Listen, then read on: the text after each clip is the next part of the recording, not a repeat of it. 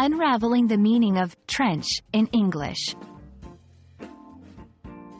Hello, language enthusiasts. Welcome back to our channel. Today, we've got a very interesting topic to delve into. The word trench.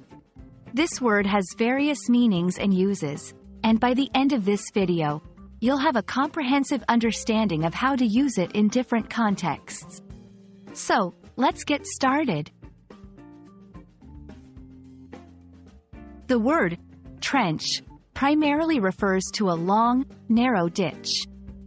Imagine a hole or a channel dug into the ground, often used for a specific purpose.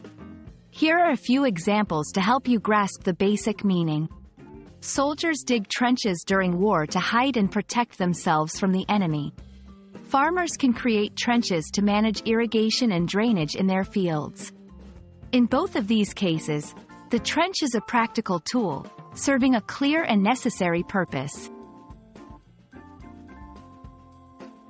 However, trench isn't limited to its literal meaning. It can also be used metaphorically or in idiomatic expressions. Here are some examples. 1. In the trenches. This phrase often refers to doing hard, tedious work, especially at the ground level of an operation. For example, the manager spent a day in the trenches to better understand the workflow. 2. Dig oneself into a trench. This expression can mean putting oneself in a difficult or entrenched position, making it hard to change or retreat.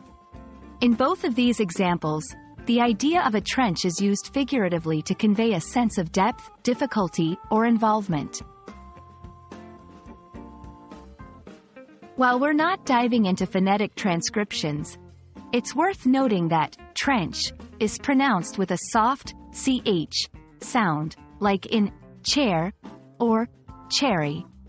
Make sure not to confuse it with words that have a hard k sound at the end.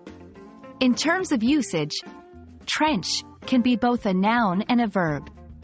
As a noun, it refers to the ditch itself, and as a verb, it means the action of creating the ditch. For example, noun, the workers dug a trench. Verb, they needed to trench around the garden to prevent flooding. And that wraps up our exploration of the word trench. Whether you're talking about a physical ditch in the ground or using the term to describe intensive, in-depth work, you now have a solid understanding of how to use this word in various contexts.